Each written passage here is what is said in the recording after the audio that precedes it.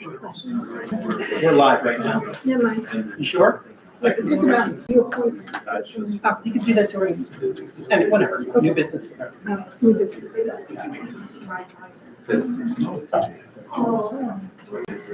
Hello, and good evening, everyone.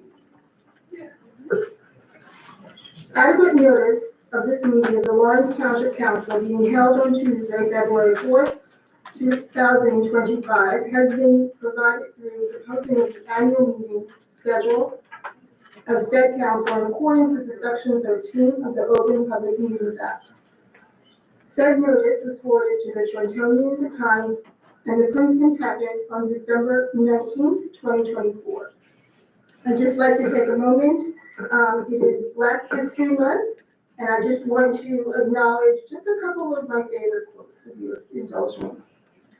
Never be limited by other people's limited imaginations. That was said by Dr. Mae Jemison, the first African-American female astronaut. I also just wanted to state, here in New Jersey, we are very fortunate to have in our educational system the Amistad mandate that requires the teaching of African-American history in K through 12 grades. And I learned something new that I never knew. There was a gentleman born in Perth Amboy by the name of Thomas Mundy Peterson. He was born on October 6, 1824 in New Jersey and was the first African American to vote in an election under the just enacted provisions of the 15th Amendment to the U.S. Constitution. His vote was cast on March 31st in 1870. I thought that was pretty special. And now, Madam Clerk, if we could have the Pledge of Allegiance. Inspiration. May we carry out our work at this meeting in a just, honorable, and sincere manner, always bearing in mind our duties and continuing to keep Lawrence a wonderful community in which to live. I pledge allegiance to the flag of the United States of America and to the republic for which it stands, one nation, under God, indivisible, with liberty and justice for all.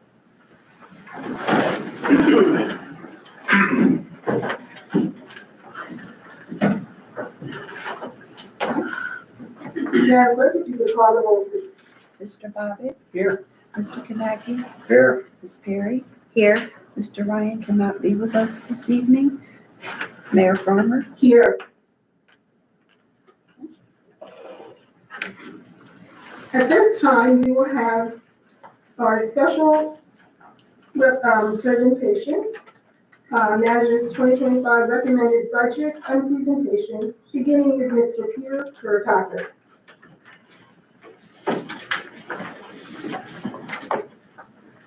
Our CMFO.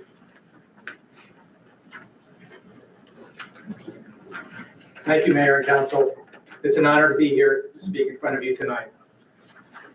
So tonight is the 2025 Manager's Recommended Budget. And we'll just start with a calendar of where we're at. So we've closed the fiscal year. We're a calendar year township, as opposed to something like the school that's a split year. We have already filed our annual debt statement. And right now we're in the beginning process of our budget. We have our annual financial statement that's due to the Division of the Local Government Services, which is followed by the budget adoption. And then we have two of our notes coming due. They're coming due simultaneously, so we can roll them all into one note. The note threshold is $10 million, so if you could roll them together, it's beneficial. And then we have the annual audited financial statement coming up on June 30th.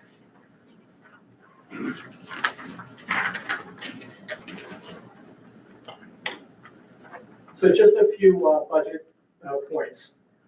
We operate on what's called a modified accrual basis.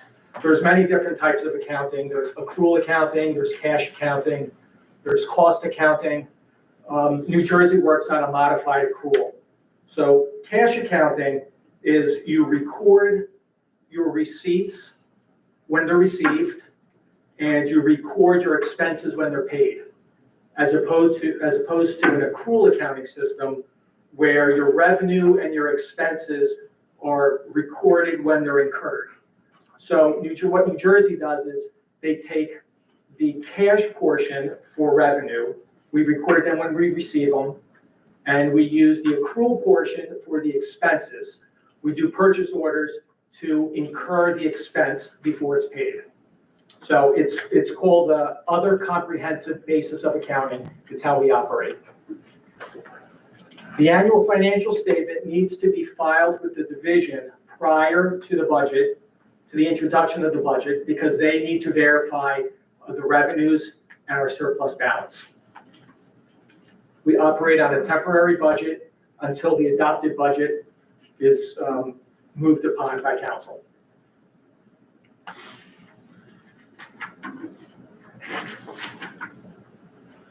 So a snapshot of the 2025 budget.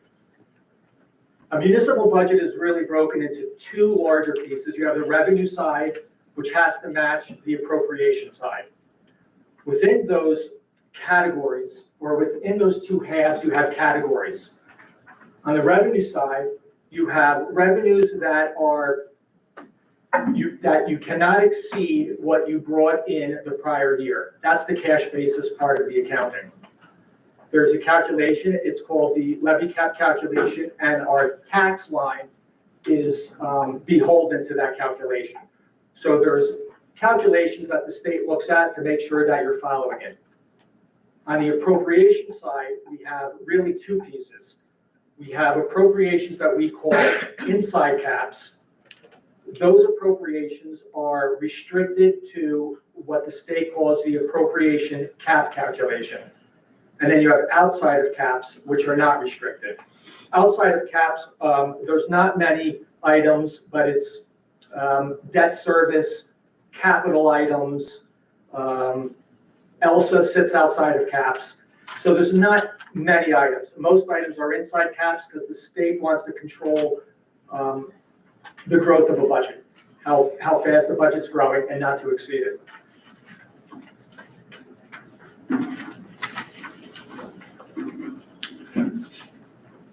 So what the state does allow is they allow us to bank the unused portion of the caps for use in subsequent years' budgets. The oldest balance expires, and then you bring a new balance on if you're not using it. So you have a levy cap bank, and that is a line that is restricted just for the amount to be raised by taxation. And on the appropriation side, the balance is for just the appropriations that sit within caps. So Lawrence Township has very robust caps that if need be, the township could tap into those banks.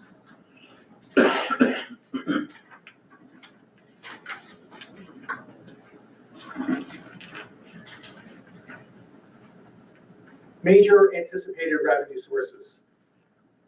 These are sources of revenue that help balance the appropriation side of the ledger. We have surplus. We have ELSA, but ELSA is offset with an appropriation. We have state aid that has remained flat. We have interest on investments, UCC fees, those are our Uniform Construction Code fees.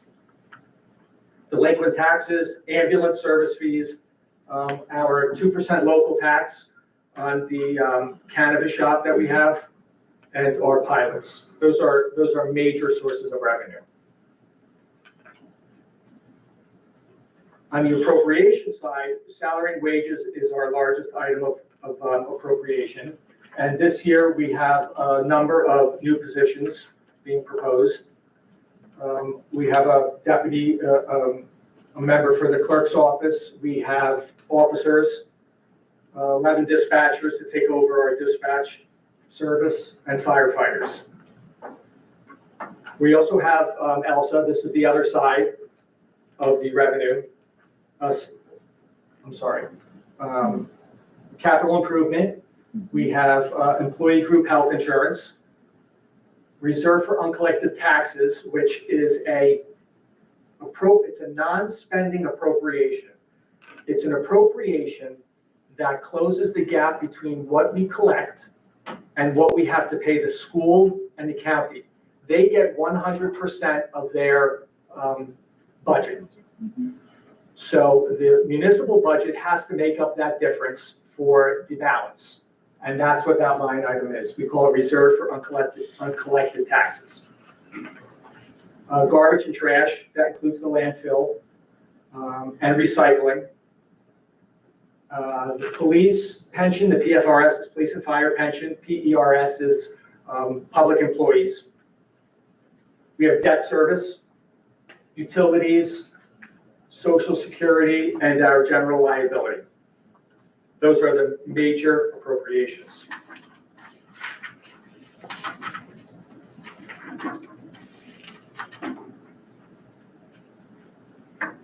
$2025 budget year, the manager is recommending that we have a 0.652 cent tax. That is a 0 increase from the prior year. There's no change to ELSA at this time.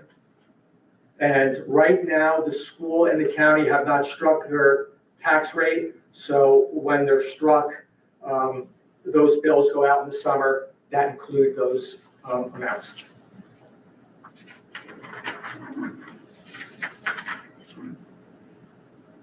Quick snapshot of our debt service. Like I said, we have 2 bands. They're right now currently owned by an investment bank called Piper Sandler. They are due to mature on June 5th and will be rolled over. Our current projected payoff will be 2027 budget.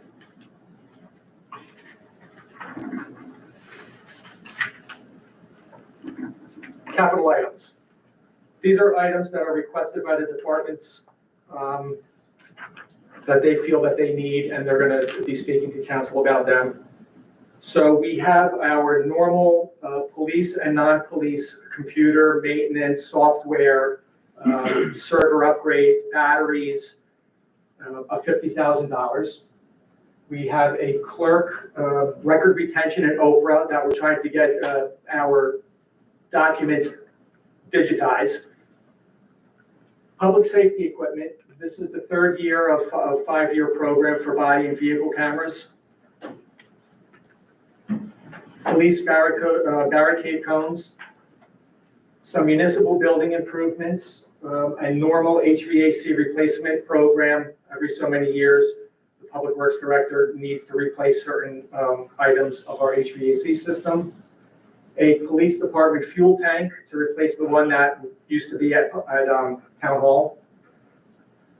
Behind the senior center is a retaining wall that needs to be redone. Some more charging stations, 2 at Town Hall, 1 at the senior center. And a line item for community center improvements on 295 Edgar Crossing Road.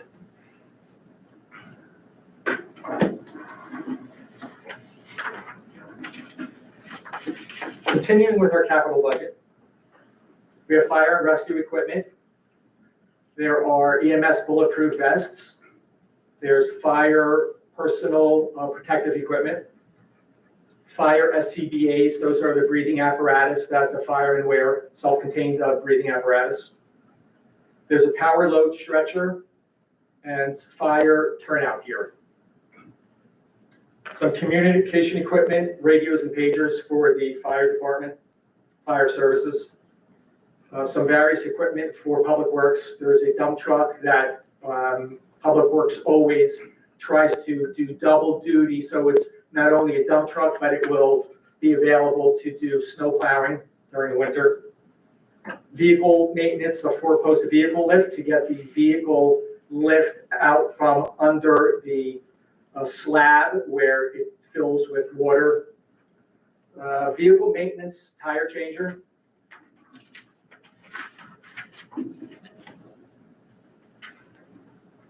Two 0-turn fork mowers. 6-yard compactor truck. And this is, the fire apparatus is part of our building up to purchase a very expensive piece of equipment, or two pieces of equipment, a ladder truck and a tanker, a pumper. And our road improvement work continues every year. The engineer has a list of roads based on their condition. That includes signal improvements, concrete, curbing, overlay, everything in the road program. So the current breakdown of the 2024 tax rate, because we don't have a 2025 tax rate, it looks like this. You have the school, we have the county tax portion, that includes the library. We have our local municipal piece, and we have our local open space piece. The county portion also contains their open space piece.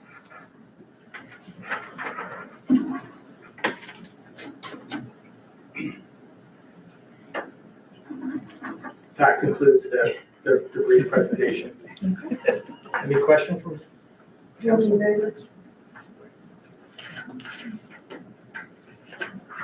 Madam Mayor, may I just say? Yes. Just so you're all aware, Pete put together the budget books for you that you have received, prepared the documentation and information that you requested last year. We've provided the same ones this year. So this is all things that you need to go through, and then Peter and I are available to any council member that wants to sit down and go through the budget and answer your questions. Yeah, absolutely. Yeah, I would definitely will reach out to Please. get some additional information once I have had a moment to digest all the numbers. Thank you, Pete. Presentation, thank you. Thank you.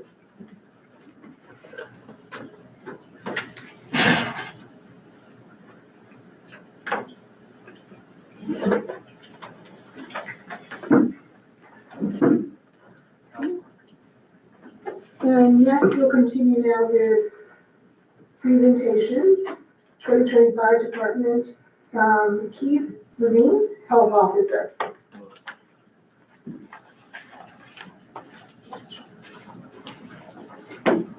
Hello, Mayor and Council. Hello. I believe that you were emailed my report. I did bring some extra copies because it was updated since the one that was sent to you. Keith, I updated them. I gave them the updated ones. Oh, wonderful, wonderful, perfect. So my presentation, the packet does include our activities for the year, so I hope that you'll take some time tonight and go through that. We're very proud of our accomplishments, but I'll keep this brief into the budget. So if you will turn to page 15, if you'd like to follow along, the total annual health department budget was $39,550. And this was the same amount that we had for the previous year. So we did not increase this budget. And we were able to complete all activities for the year, coming in lower than our budget, which is, we're very proud of that. So we ended up spending for the year 2024, $34,375.88. Some of the expenses included are the typical things you would expect for a health department: medical services, including vaccinations and medicine, contractual services, including a doctor, veterinarian, clinics, and nurse case management for childhood lead poisoning cases. Your standard equipment that the inspectors would use, office equipment, services, and office supplies. Also memberships and training. So the second budget that we hold in the health department is the animal control budget, which is a total of $15,750. We were also able to come in lower for the year 2024 just by a bit. We expended $15,477.90. So these expenses include Save Animal Shelter, who we contract with for animal sheltering services. Fantastic shelter, they do an excellent job. Emergency animal care services. We partner with several different vets so that one will always be available should there be an emergency. Deer pickup services for dead deer, which is very important. I mean, we collect quite a few deer every year, hit by cars. Equipment for the animal control officers. Supplies like food, litter, disinfectant, training, and a modest uniform allowance for the animal control officers. Now, our department runs mostly on grants. So we secured for the year 2024 the Sustaining Local Public Health Infrastructure Grant, which is a fantastic grant delivered to us from the New Jersey Department of Health, and they receive it from the United States Department of Health.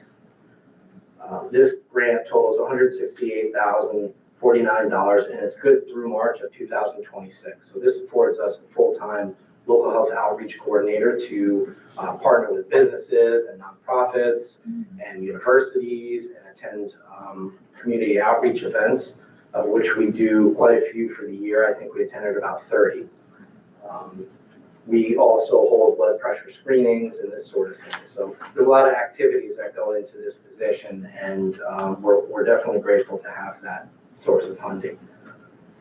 The second grant we hold is the Municipal Alliance Grant, which is delivered to us from the New Jersey Governor's Council on Substance Use Disorder. That is the state of New Jersey. A total of $13,012 annually. And this amount actually will be going up for the year 2025 pretty significantly. So we're happy to be able to work with our health partners and try to find some good uses for the extra income for 25. A third grant that we hold is a Radon Awareness Program grant from the New Jersey Department of Environmental Protection. So as you know, radon is a leading cause of lung cancer, and it's one of those things where people wouldn't know it if you had it in your house unless you test for it. So it's extremely important to test for radon. Anyone who has a basement, stop into the health department if you're a Lawrence resident, and we can provide these kits for free. Highly recommend that you test your basement if you have one and if you haven't tested. Radon, Lawrence sits in a high radon area, so it's one of those things that we want to promote. And again, the tests are free through this grant.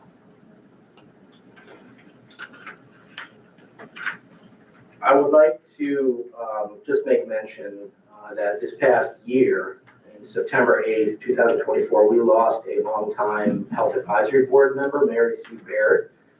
You may know her from council meetings. She was a very vocal member of our community, a champion for public health, a longtime server on the health advisory board, a nurse, and a Department of Health retiree from the state. So we lost her this past year, and it was a loss. She was a wonderful person. I'd also like to just mention a few of our partners.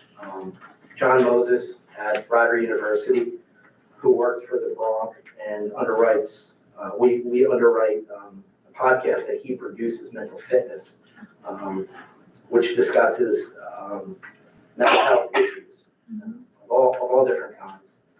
And they do a fantastic job with this podcast, so we want to say thanks to him. James Denrom at the Mercer County Lawrence Library, who we partner with as often as possible. Fantastic person and fantastic team he has over there, and just a great partner. Also, a new partner we picked up this previous year was Princeton Pharmacy, which is actually located in Lawrence. Jake runs the Princeton Pharmacy. Him and his team are fantastic, and they help provide us with vaccinations for our homebound community and for Project Freedom, and any others that may need special vaccinations that we can accommodate. I'm happy to take any questions from the council, or if you think of anything after the fact, you could always feel free to email me. Any questions? Mayor, I just would like to say, one thing that we plan to do this year is we are going to onboard the health department to have an online platform that is intended to increase the productivity and improve the experience of staff members, as well as improve the service that we provide to residents and businesses in terms of making it easier to issue applications, process applications. We started it this past year. We did some soul searching and troubleshooting, and we've now kind of targeted what we want to be able to do with regard to the health department. So that's something that we're going to plan on working on for 2025. In addition, we do have improvements planned for the lower level where we have clinics, where our nurses work out of. We wanted to improve that area to make it a better experience for the residents that come in to use those services as well. Well, thank you for all your work. Thank you.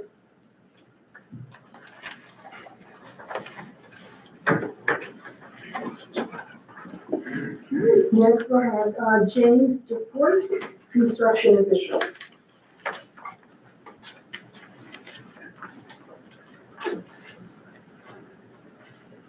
Evening, Mayor and Council.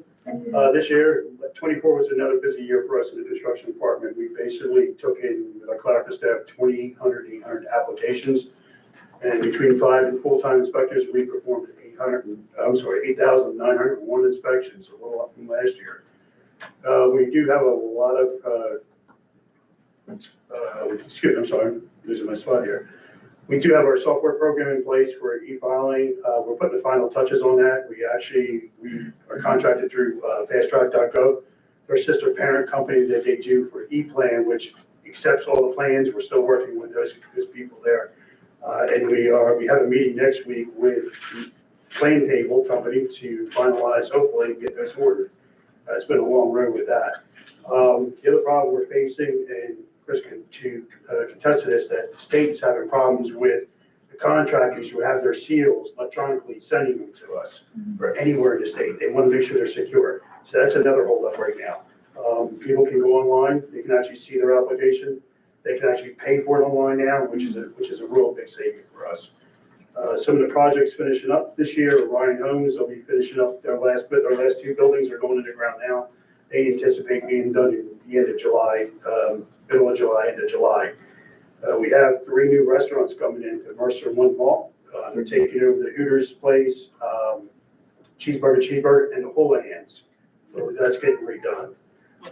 We also have a Starbucks coming to Mercer One Mall, which will be on the other side of the Bank of America with a drive-through. We have various residential projects going on and a lot coming into our office. So we anticipate another busy year for us. We just received for the project behind the Lawrence Shopping Center. It's 12 townhouses and there are 2 buildings with apartments. We're going to start redoing that very shortly. We're still also waiting for confirmation from the DEP for the sewer commitment too. They applied for it, and once that happens, we'll get that moving. And the other large is Bristol Myers Squibb on 206. They have a lot of projects, so they keep us very busy up there. So we're nonstop right now, and hopefully we'll be bringing on next week a full-time plumbing guy to give me a little bit of help. And that's pretty much all I have. Thank you very much. Thank you. And construction is good for the economy. Absolutely.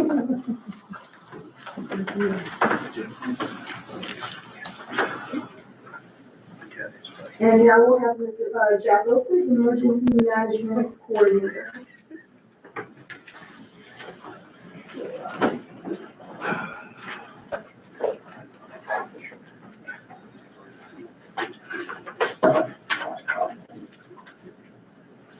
Great on time. Wow. Short and sweet.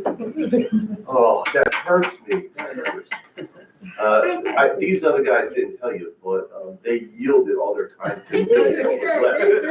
So I'm sorry, but you're gonna have to suffer through this a little bit.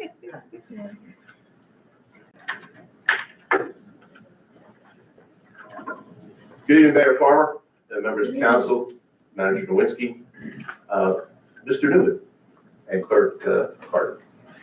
Thank you for allowing me to have this opportunity to speak to you tonight regarding the emergency services budget for 2025. Before I get started, I'd like to have a request for a moment of reflection.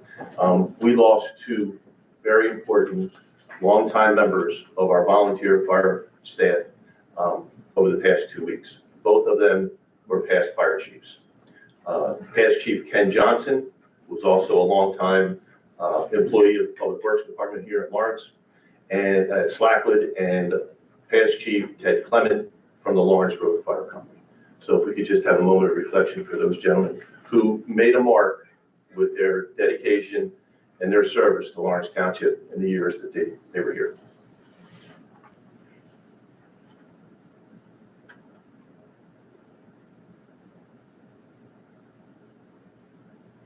Thank you. So we get started with the budget. The first thing will be the fire division that we're going to speak about briefly. We have 9 career staff people that are on duty from 8 a.m. to 4 p.m. We had a rotation of 3 stations that they were operating out of, each with a 3-person staff. As of right now, we revised that slightly, and we have larger contingents on 2 trucks throughout the shift from 8 to 4. One rides out of the Slackwood station, and the other one rides out of the Lawrenceville station. In addition to their emergencies requiring the fire department response, they do a lot of inspecting of their equipment, so forth, which we've gone over. And I promise this year, no surprises, no people showing up here, with any kind of equipment on or anything. We're not doing that this year, okay? The amount of equipment, they do all the different things. They also respond to medical emergencies when our career EMS staff is tied up. So they do. They also do the regular inspecting of the apparatus. They exercise pumps. They maintain breathing apparatus. They do a lot of different things for the fire service during their 8 hours of operation, Monday through Friday. They pretty much take care of all of the fire safety programs in the township. They go to all the schools, preschools. They do a couple of things in July where they have kids in Safety Town that comes up here. So they take their job seriously, and fire safety with young kids is a big part of our job. For calls for service for the fire division in 2024, there were 1,334 calls as of the time when we actually put this together, which was the end of November. And the total calls for 2023 were 1,278. We are probably a little over 1,400 calls for last year, which is a pretty big increase. Just a little bit about dispatching and responses for the different divisions. You can see the career staff, Slackwood, Lawrence Road, and Lawrenceville. One of the things that we're going to speak about is centralization of a response for the volunteer staff. So some of these things that you see here, as far as the scratched assignments for some of the stations, they're not really accurate from July 15th on, because we basically put all of our volunteer staff into one station. Just a couple of the assignments that we were on throughout the year. We actually had 3 working structure fires in the town last year, in addition to some serious motor vehicle accidents. And this is just the career staff they train. Our volunteer staff, Slackwood, Lawrence Road, and Lawrenceville, they definitely continue to sustain a very positive influence on our fire service. They do a great job. As of July 15th, we consolidated the 3 fire stations for a voluntary program. The volunteers had the opportunity to move their equipment, their gear, from the 2 stations, Lawrenceville and Slackwood, to Lawrence Road. We were trying to do a force multiplier here, where we have more volunteers coming to a central location, which allows us to get apparatus out at a quicker rate and not to have as many non-responses as we've had in the past. So it seemed to work out. As a matter of fact, in the 6-month period, which was our test period, it looks like anywhere from 55 to 60% of an increase in our responses. So that's pretty good. Now, that's only 1 truck. Okay, that's only 1 piece of apparatus getting out most of the time. So that's very good. You know, the follow-up is that one truck gets there while the rest of the volunteers responded to the station. They might get held up by the officer in charge because it's just taking a little bit longer and the incident doesn't require more. We did 10 background investigations on potential applicants, and we had one person graduate from the Mercer County Fire School. The volunteers continue to, like I said, they continue to be a very important influence and a very important support for our fire service. Just spoke about that. This just gives you a little idea of some of the responses during that 6-month period. All this information is contained in the books. Just a little idea of what the fire division does. Our emergency medical division, we have a core of career people, staff. We have 10 career EMTs, one's chief of EMS, Chrissy Vincent, and we have the 3 ambulances that we run for a 24/7 operation. The crews are broken up into 12-hour shifts. So there's every 12 hours, there's 2 EMTs that are on board. And then we have an extra truck that we put in periodically that helps with some calls, second calls and third calls that are in the town. And they pick up additional revenue sometimes for us as well. We have 18 per diems. It seems to be a little bit more difficult, like the volunteer staff. The per diems seem to be spread out quite a bit. They work for a lot of different municipalities. So when we have openings in our staff, it becomes a little bit more difficult for us to fill with a per diem. Sometimes we have to split shifts in order to get the per diems on board. But it seems to work out. Chrissy Vincent does an excellent job as the chief of EMS. Make sure you tell her I said that. On the record. On the record. Last year, 2024, 4,029 responses. That's what we had, 4,029. You can do the math on 365 days a year. So it's definitely a busy operation. We have a lot of increases in our responses to Marsfall, St. Lawrence, Clover Meadows, places like that. It just gets to be overwhelming after a while. We find ourselves sometimes going there 2, 3, 4, 5 times a day for those calls. The second ambulance, there's some stats about what they picked up, 412 calls while they were in service. And this is a very important line. EMS continues to struggle with exposures from COVID-19, RSV, mycoplasma pneumonia, and the noroviruses. The mycoplasma pneumonia is a respiratory issue. And the majority of our calls right now are all centered around respiratory emergencies. It seems like it's the biggest thing going right now. And it's nothing to kid around with. I mean, it's serious. And we're finding that our staff is being infected as well. So we're losing people for a couple of days till they get over it. But it's definitely at a very high rate right now. And the hospital's just overwhelmed with people. Just give you an idea of our medical division, what they responded to. The Fire Marshal's division. Fire Marshal Ed Tenza has 2 full-time inspectors, a housing inspector, and a fire inspector administrative assistant. Last year, I think it was, they lost Don Aronson from that department, so these people had to pick up and carry the load. And you're going to notice from some of the revenue that they made, they did an outstanding job last year. So for their inspections for the year, I think they totaled somewhere, the total amount was for inspections. For their inspections, they did 2,761 inspections and investigations. They generated $368,236.28 in revenue. The housing department conducted 487 inspections and generated $127,170 per week. That's a monumental task for a small group of people. Just to give you an idea what the housing division does.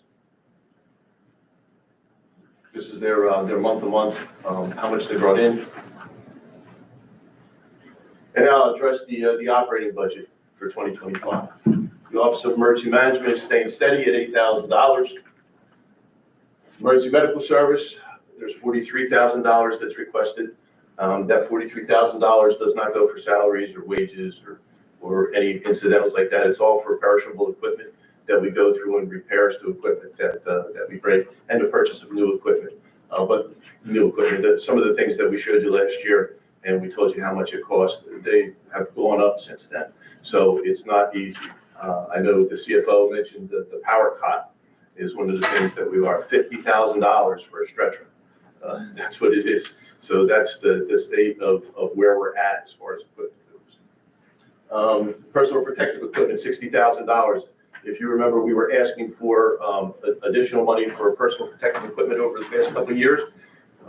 We have made a tremendous gain on the equipment that we have right now. I think we're just about at the stage right now where we're starting to just fill in bits and pieces of equipment. If you remember, it's about $20,000 a person to outfit them completely with equipment. So, you know, it's only about $5,000 or $6,000 for the turnout gear, but the additional stuff, the SCBAs, which you see on here for $125,000, that right there is what we use to repair or replace the present equipment that we have. They all have shelf life, so we have to get rid of it after a certain amount of time.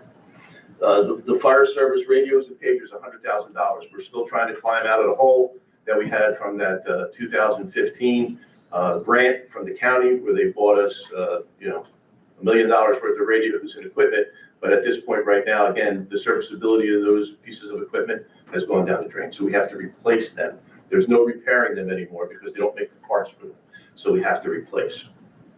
For the replacement of a ladder truck and pumper, $150,000, which we have been contributing over the past few years to gain a little bit of money to be able to actually go out and purchase these pieces of equipment.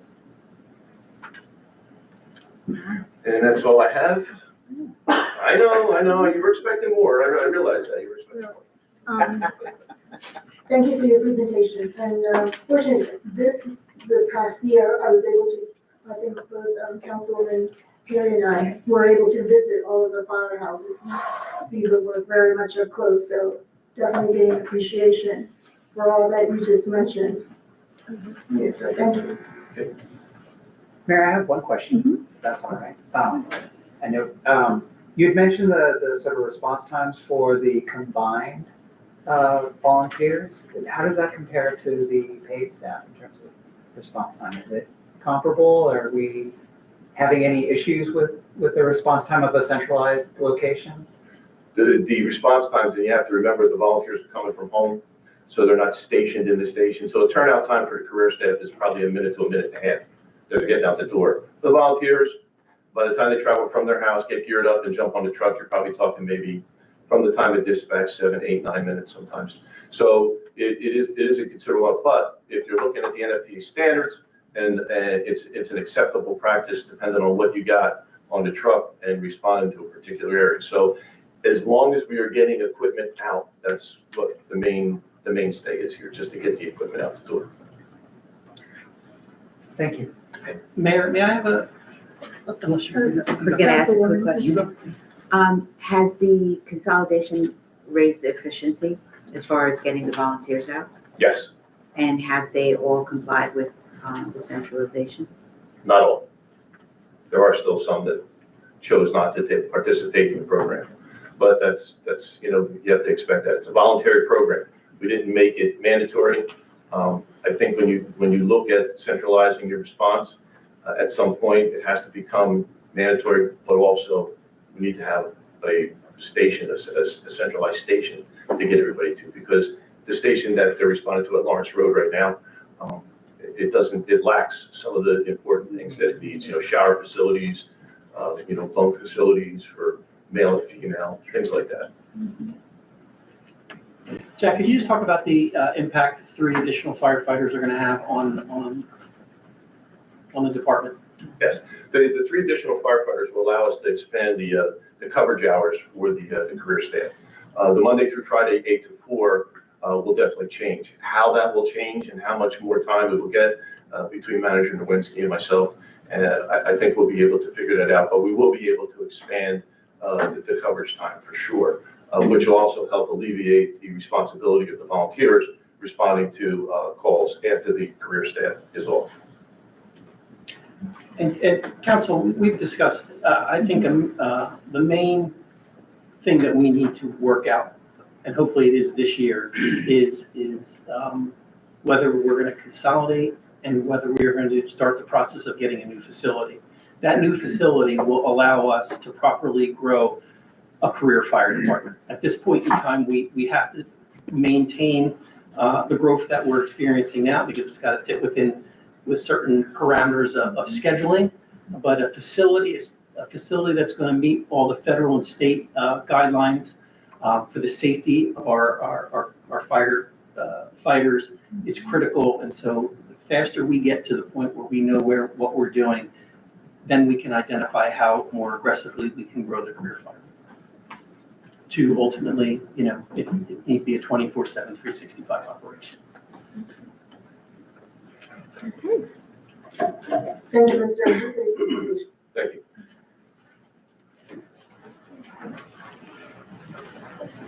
Okay, that concludes our budget presentations at this time. We are now open for public participation. 5 minutes.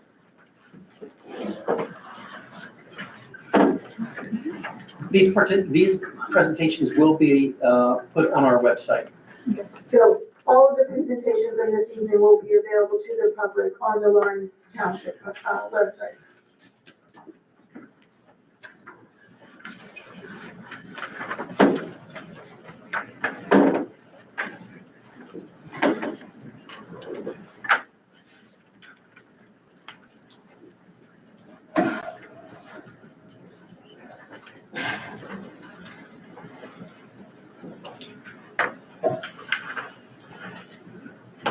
Hello, good evening. Hi, Mayor.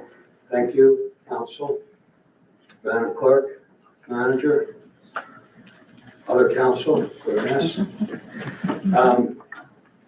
My name is Jim Hooker. I'm on the board. I'm here as a member of the board of the Friends of Colonial Lake Park nonprofit with Tom Ritter, who is our president. And we come at least once a year. We usually here a little more than once a year for various things, including tonight, right? Maybe. In any event, here's the new calendar. Here's what we come with. We actually sell these as a fundraiser. They're $20 a pop if anyone wants one. But the council and clerk, manager do their wonderful work that they did some years ago, stopping a development there. It's putting together a bunch of open space money and that kind of stuff. And stopping the development and buying that in perpetuity for the park. So we do this, we give them a calendar each year to thank them for those wonderful efforts. The beautiful belted kingfisher, one of my favorites, is the cover. I don't know who took the picture. It's here. Oh, here it is. Laura Norosik. Is she local? Works at the library. Works at the library. And some people are, like we have someone from Bucks County who comes and shoots. Gary Sabo, we all know, the retired Trent firefighter. So, and beautiful pictures. Of course, the bald eagle is in here, and makes its appearance. The great blue heron, rabbits. You can go on and on. So here's a couple of folks who said things about nature and the importance of a park like this better than I or Tom, better than we can say it.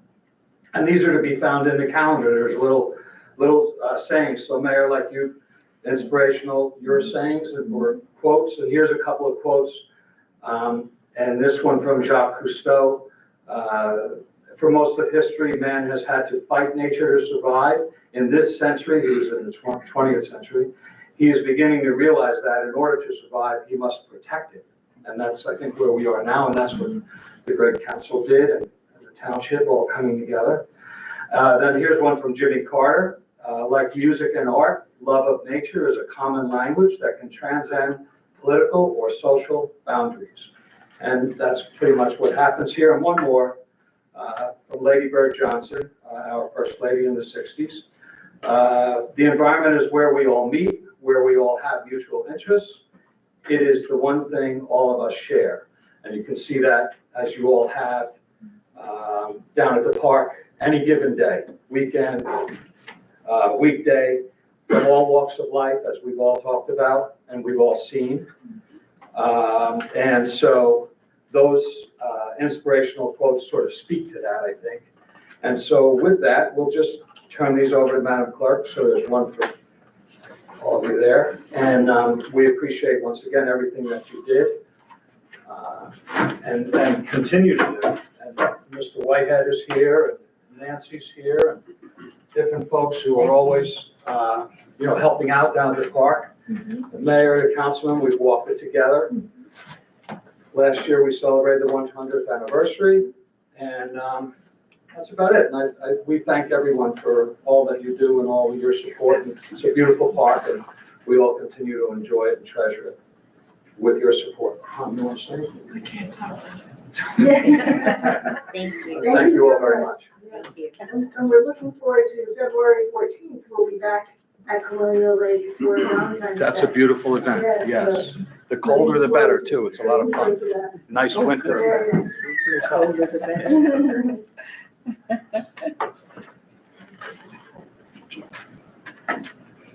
Thank you for the calendars.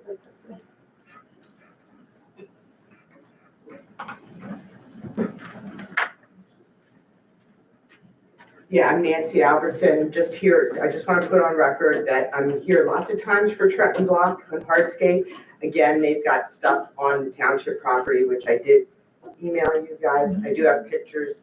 Kevin did, again, Jim, I guess, went out and had him clear the stuff. Looks like he did, but unfortunately, he's still doing what he is told not to do. So I hope that we can get that fence up soon. I know the ground is hard, but he shouldn't be allowed to continue to do this. So, okay, thank you.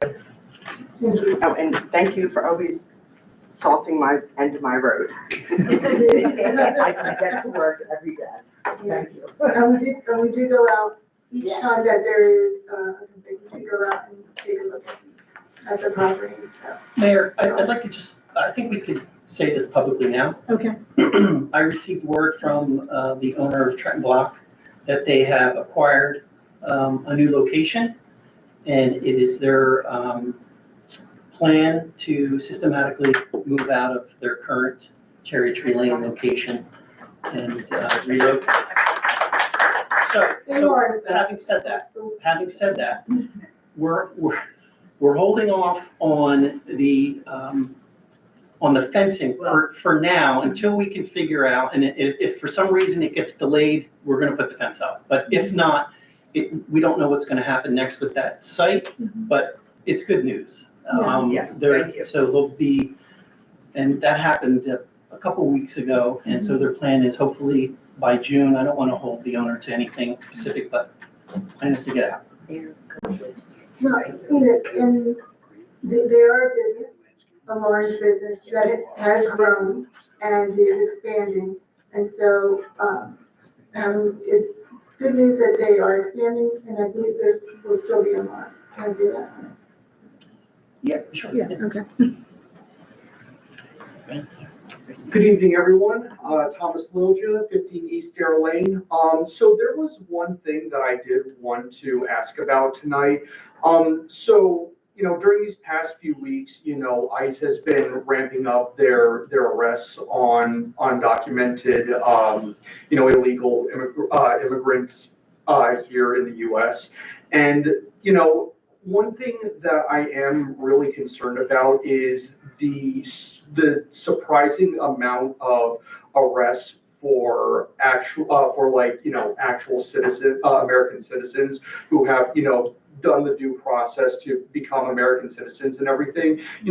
There was that incident that happened in Newark a few weeks ago. There have been ICE vehicles being spotted over at Ewing and other local areas. I was just wondering, so I know that of course, I know that the federal government overpowers the jurisdiction of, local and state governments. But is there anything that the, local and state governments could do to possibly curtail, these arrests of, legalized citizens? Thank you for your question, and I guess I'll answer Yeah, just the briefly. short answer is no. No, we're navigating in a new world right now, this country. And it's a federal program, and ICE acts under federal authority. I can tell you that, like I shared with you all, that I've met with our police chief to get a sense of what our police response would be in an ICE raid situation. Yeah. And we've committed back in 2018, and it still remains, that our local police department will not participate in any ICE operations other than to protect the perimeter, to ensure the public safety of anyone else. We're not going to get involved in any ICE activities with regard to that. The police chief also indicated that they're waiting for guidance from our New Jersey Attorney General, because this is all new to all of us. So I can share the concern. I know our governing body shared the concern with me, so it's a fluid situation. And as soon as we get more guidance from the Attorney General and our Mercer County prosecutor, who's the chief law enforcement officer for the county, we'll share it with the community. Thank you, I really do. And just, if I could just add to it, one of our committees, the DEI committee, is looking to have a community conversation with leaders in our community to just assist and educate members of our community with regards to how to behave and what additional information is available. But that, in support of just general information and education. Thank you so much, I really do appreciate it. May I make one comment before you leave? I sit as a chair for the National Haitian Association of Elected Officials, and we've put out on our website information so people know what to do and what not to do. We will be having a Zoom with resources such as attorneys and local advocates to give people guidance on how to navigate it. So once that information is available, if permitted, I will share it on the township website so everyone can know what's going on. Thank you, I appreciate it.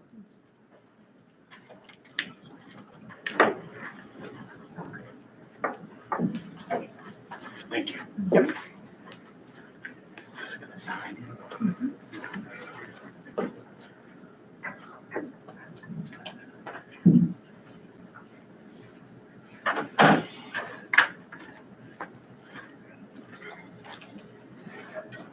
Good evening to everyone, Mayor, Council, Kevin. Sorry that my hair is out of place, it's not as neat as Jack's. My name is John White.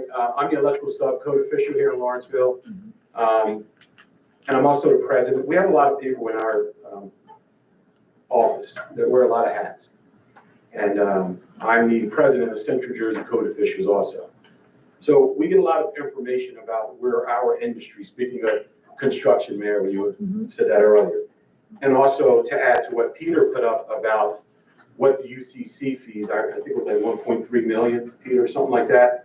Just to provide some context, I learned today through New Jersey Board of officials, building officials, that there's pending legislation that inspectors will have to have their inspection done in 2.5 hours. So if someone called in, we had, by law, we're supposed to have 8 inspections a day. I don't think we're nowhere near that. I think we're above that, beyond the mark. And we don't complain, we get it done. And where I'm going with this, unfortunately, because of the short manpower, nobody wants to come into this industry. And we know that council in America gets a lot of calls when we don't show up at a particular time. We're stressed. And no one's putting pressure on anyone, it's just that no one's coming in. And I remember Councilwoman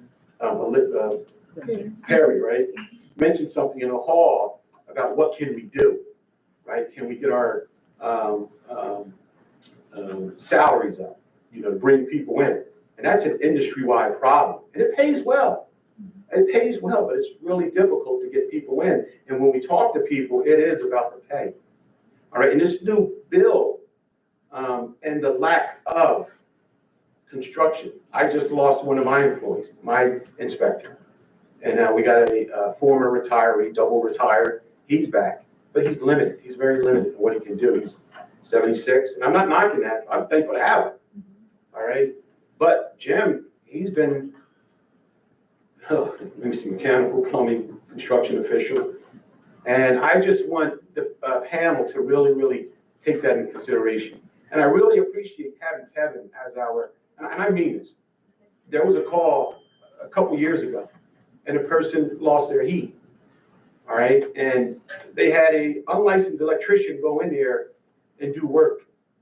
And there was pressure put on to have me sign off on the document, all right? And unless the township council is going to sign off and says, you give us power to do that and take full responsibility if that house burns down.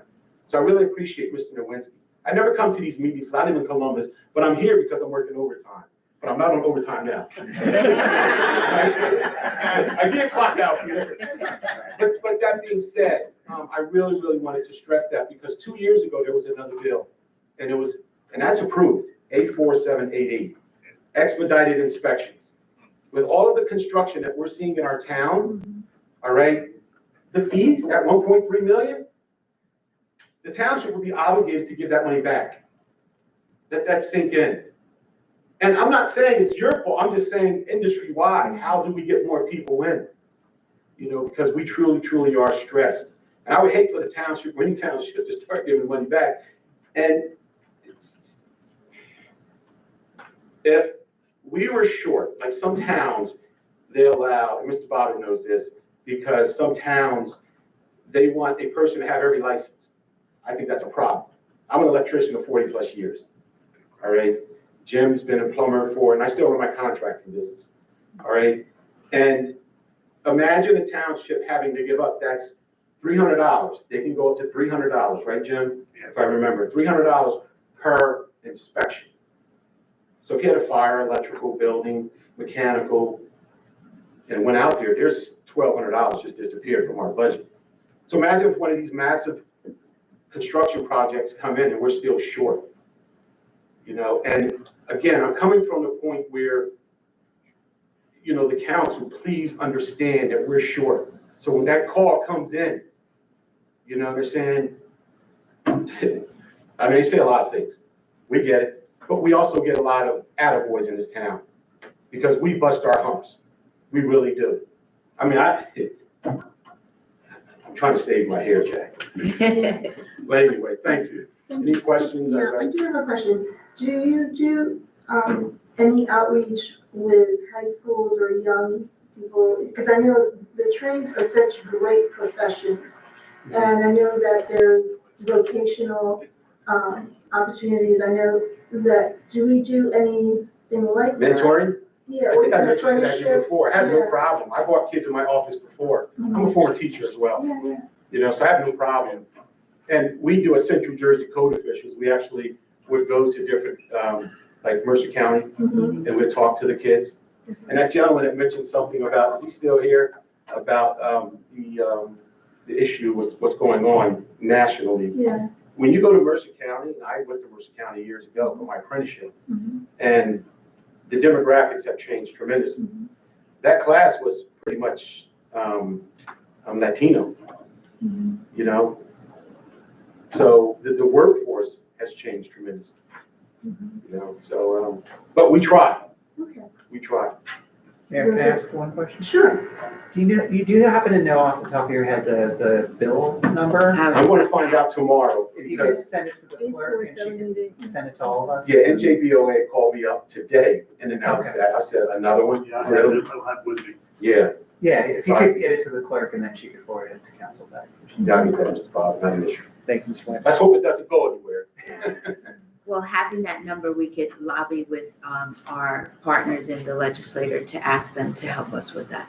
Yeah, that was the gist of the conversation today. They used to have presidents' meetings for all these organizations. And I said, well, you're the lead chapter for the state. You need to make that happen. I said, I'm on board, so. Because we have 165 members, yeah, CJCOA. Yep. Thank you. Thank you. Education piece.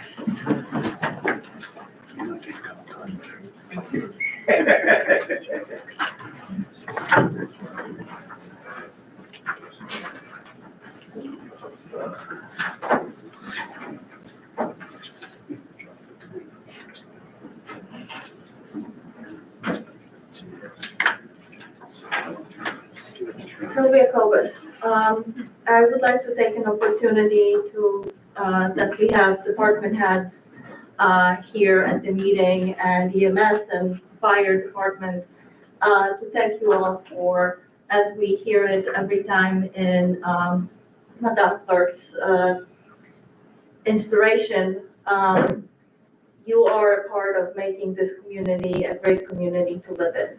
And we truly appreciate all your hard work that you put in for us residents to enjoy this community. The salted roads, the cleanups, at the end of the Cherry Tree Lane, there is a barrier before the entrance to the Delaware River Raritan Canal. That's always, someone always enjoys putting graffitis there, and as soon as we call, it's covered up. So we truly appreciate the help, and it's a wonderful, it's great to be here tonight to listen to all of the achievements of all the departments, because we don't see it every day. You don't see it unless you need something. You don't see it, and luckily we didn't need the health department too much this year. So it's wonderful to hear all of the things that are happening in the township, and we truly appreciate all your hard work. So thank you very much, and thank you for the opportunity. Thank you. Okay.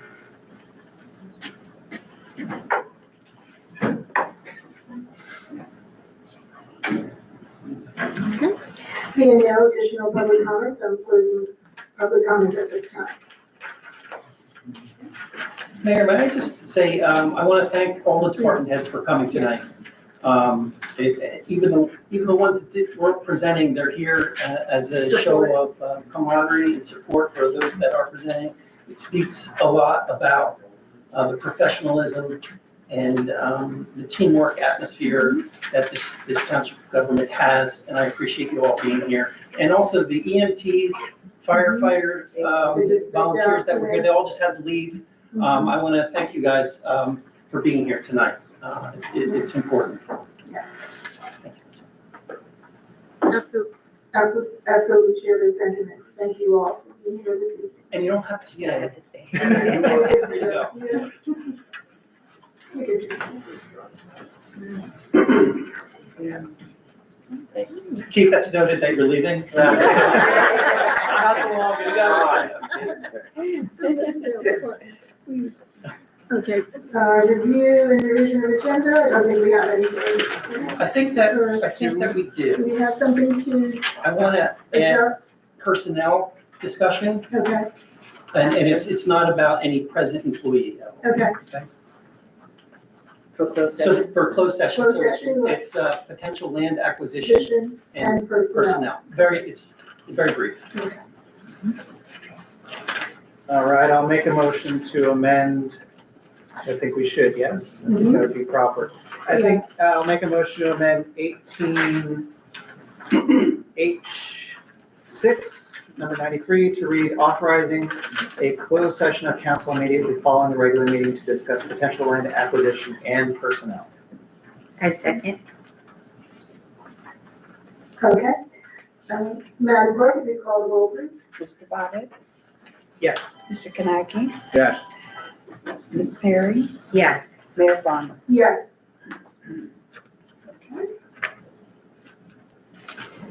Adoption of minutes.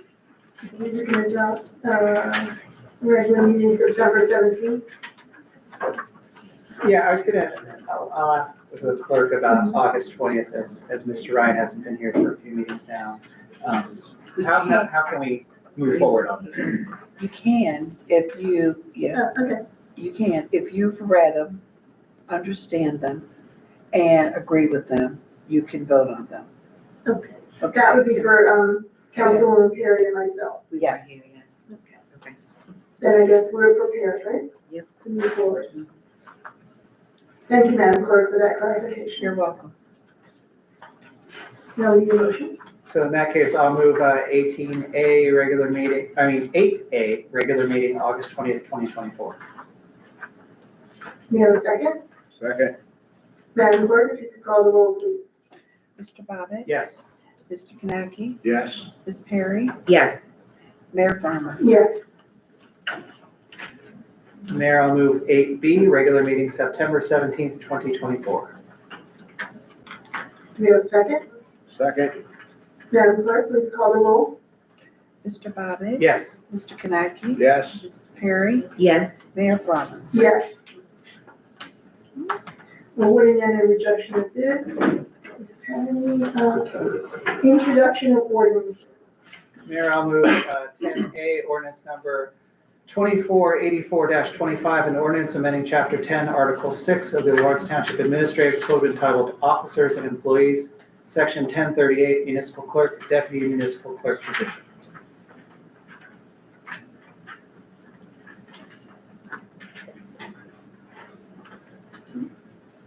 Hearing in a second, we'll table this. Second. You didn't ask for a second. Okay, So I'm second. okay, we have a second. Madam Clerk, call the roll, please. Mr. Bobbitt? Yes. Mr. Kanaki? Yes. Ms. Perry? No. Mayor Farmer? No.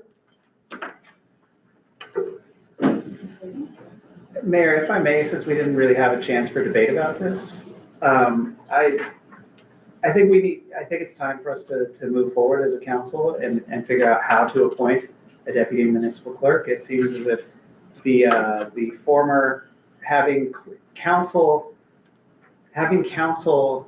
appoint this position couldn't even get a second the last time.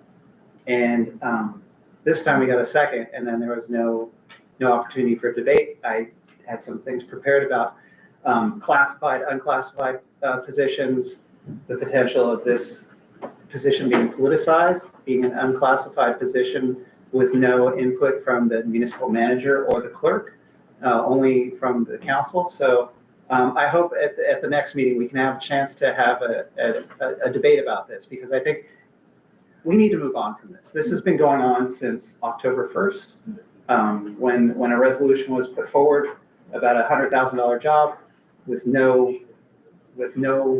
budgeted money at the time, no regard for the Again. impact on township priorities, or even doing the courtesy of asking the clerk what her office needs. So I hope at the next meeting we can have a conversation about this and move forward. Thank you. Thank you, Mr. Bobbitt.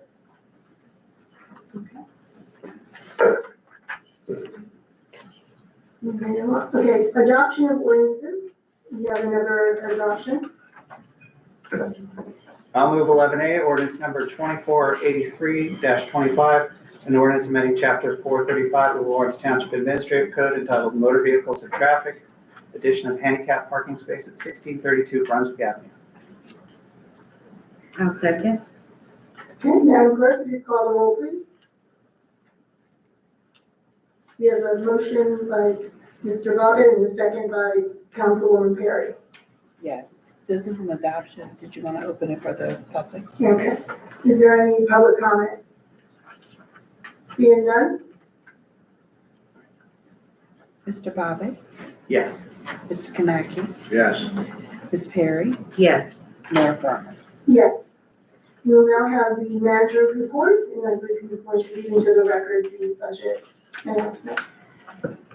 Yes, I'm going to be reading the budget message into the record, and it takes about 10 minutes. Take your So time. At the 8-minute mark, don't get antsy like I'm going to go on forever. No, you can take a break at 5 if you need a water. As we prepared the 2025 municipal budget, future federal and state funding uncertainty was front and center. We were also mindful that our taxpayers will likely have increases from other public entities funded by them. With this as a backdrop, we deemed it necessary and appropriate to limit new non-capital spending to adding 3 police officers and 3 firefighters to municipal operations. We also increased our annual contributions to the 3 volunteer fire companies by $10,000 each, for a total of $70,000 per year to each fire company. We continue to enjoy a favorable financial situation that allows us to provide and improve upon the essential services our community deserves and expects from their local government. In short, we continue to reduce our debt increase our surplus, add personnel to improve public safety, maintain a forward-thinking, proactive capital improvement plan, and deliver a budget with no increase in our municipal tax for a second consecutive year. Where we find ourselves today isn't by happenstance. It is from a consistent, fiscally responsible approach to governance over the past 8 years and the good work of the employees who serve our community. The total municipal budget is $60,395,196.30. The recommended municipal tax rate for 2025 represents a 0-cent increase from last year and is 0.652. 1 cent equals $475,445.93. The amount to be raised by taxation in 2025 is $31,180.20. The increase of $214,461.81 is attributed to the increased assessed valuation. The levy cap bank available from 2022, 2023, and 2024 is $5,403,374.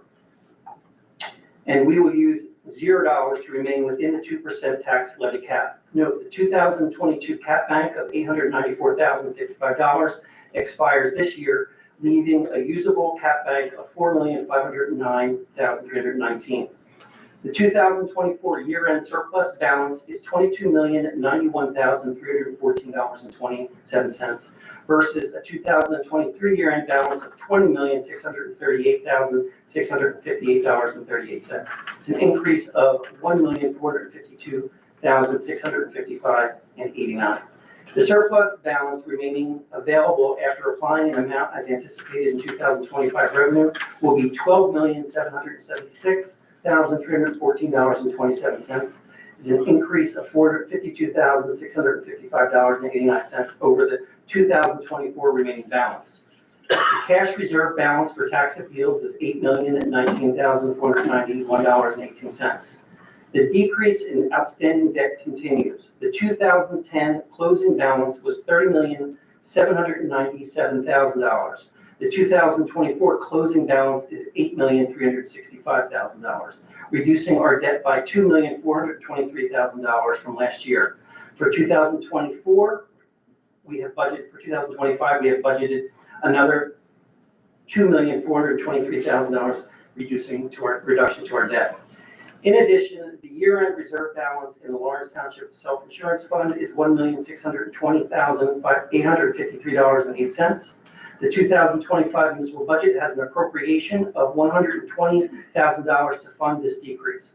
The municipal open space fund balance is $4,031,028.28. Revenue. Revenues that support the municipal budget have multiple sources but are placed in one of 4 categories: surplus, miscellaneous revenues, receipts from delinquent taxes, and the amount to be raised by taxation. The amount of revenue from each category to be anticipated in support of the municipal budget is controlled by state statutes and regulations. Those legal restrictions are in place to promote assurance of the fiscal solvency of New Jersey municipalities. Generally defined, the statutory restrictions are as follows. 1, surplus is limited to the amount available from fund balance cash. 2, miscellaneous revenues are limited to no more than the amount realized in cash in the immediately preceding fiscal year for each revenue source. 3, receipts from delinquent taxes are limited to the collection percentage realized in cash against receivable balances of the prior year. And 4, current taxes are the default revenue necessary to close any gap in revenues to balance the budget against the appropriations. The legal provisions that regulate the utilization of revenue in our operating budget must be applied along with local policy of anticipating revenues at levels that can be sustained for future budgets and with the consideration of replenishment of cash surplus. Receipt of revenues in excess of what is anticipated to be received in a budget is credited to surplus at the year end, simply the regeneration of surplus. The development of revenue estimates must be approached with not only consideration of the current budget, but of future budgets as well. Failure to craft a budget without sustaining revenues for future use will lead to their diminished support of appropriations and increase the demand for taxation. This long-term approach has been applied to prepare the recommended budget. Cash surplus as budget revenue results from the fiscal activity of the immediate prior fiscal year. The amount of surplus to be applied as budget revenue comes from a known year-end balance. The significant contributions to generating a cash surplus are revenue realized in excess of the amounts anticipated to be realized in the prior budget year, lapsed 2023 appropriation reserves, and miscellaneous revenue not anticipated. Cash surplus is anticipated as revenue in the 2025 recommended budget of $9,315,000. Surplus is 15 42/100% of the total budget revenue. Miscellaneous revenues are from known and recurring sources: permit fees, interest income, state aid. The amount of revenue from this category is limited by statute to not being anticipated in the current year's budget in excess of what was collected from that same identical source in the immediately prior year. Miscellaneous revenues are 31 34/100% of the total budget revenues. Receipts from delinquent taxes are receipts from payments of outstanding prior year tax receivables and tax title liens held by the municipality. The year-end tax receivable balance is $1,267,670.36. The 2025 budget anticipates $1,150,000 as revenue from this source. Delinquent tax revenue is 1 90/100% of the total budget. Property taxes are the amount necessary to balance the budget with revenues to equal appropriations. Property taxes, also referred to as the amount to be raised by taxation, is the difference between the total of all budget appropriations and the total of anticipated revenues. The amount to be raised by taxation in the 2025 budget is $31,180.20, an increase of $214,461.81. The revenue from property taxes is 51 33/100% of total revenues. When calculating the tax rate, it is necessary to know not only the amount of taxes to be collected, but also the value of taxable property in the municipality, also known as the net valuation taxable. The 2025 net valuation taxable is $4,754,459,300. This is an increase of $32,912,700 over the previous year. This increase in taxable value helps to support budget growth. The amount of taxable value results in 1 penny on the tax rate, equaling $475,445.93. The recommended municipal tax rate for 2025 is 0.652, a 0-cent increase. A residential property owner with a property valued at the 2025 average residential assessment of $287,570 will pay $1,874.96 as the municipal portion of their property taxes. Appropriations. While crafting the 2025 recommended municipal budget, the challenge continues to be implementing financially efficient services at an appropriate level. New Jersey municipal budgets are restricted by law, known as the appropriation cap, to limit designated appropriations from increasing no more than 2.5% or the cost of living adjustment, whichever is less, with exceptions. For fiscal year 2025, per the New Jersey DCA, the cost of living adjustment was 2.5%. Below is a list of the significant increases in our appropriations. Our capital improvement fund, we increased by $1 million, and that is geared towards renovations costs for the neighborhood center. Salary and wages, $842,628. That is due to new hires and contractual increases. Employee group health, $841,482.40. MCIA, $61,558.96. It's a contractual increase. Joint insurance fund, $47,323.50, increase in premium. And fire company funding, as I stated, we're increasing it by $30,000 to help provide additional assistance to our volunteer fire companies.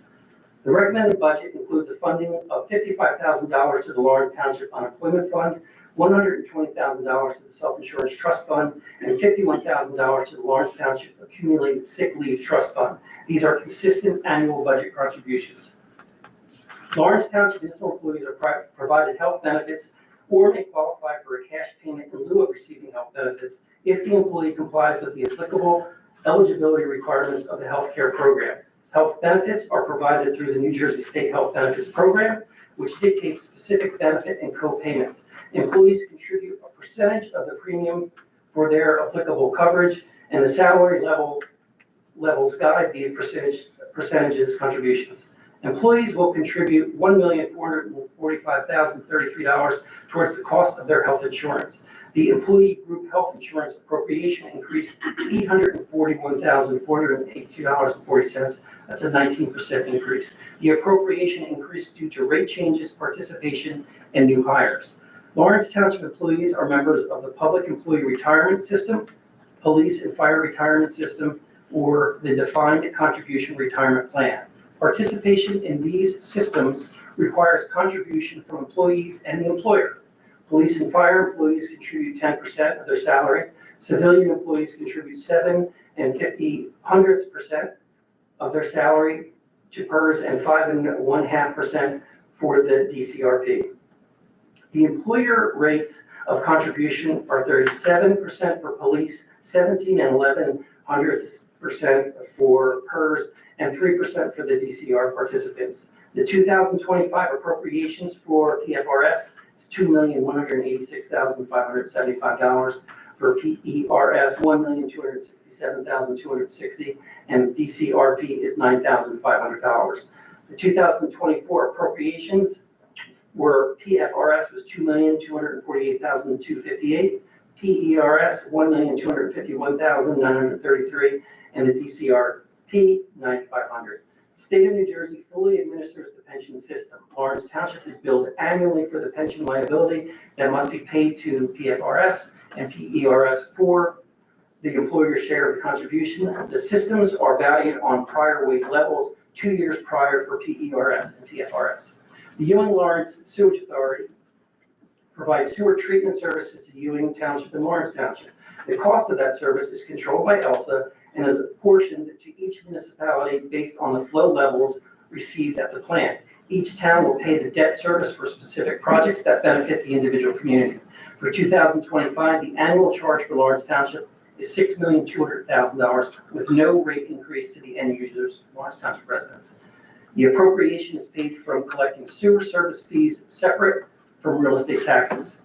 The appropriation for debt service includes appropriations for band interest in the amount of $276,164.58, $42,450.24 in lease payments related to police vehicles, and the statutory band payments of $354,573.25, and $2,068,426.75 in band rollover payments to further decrease the township outstanding debt with an anticipated settlement in 2027, meaning the township would be debt-free if we continue on our track as we are.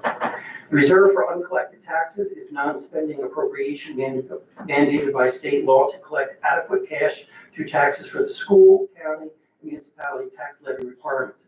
The appropriation is needed to close the gap between current taxes anticipated and 100% being collected. What this means is if the taxpayer fails to pay their taxes, municipal government has to use its budget to provide 100% payments to both the school and the county. If they get 100%, we got to deal with it.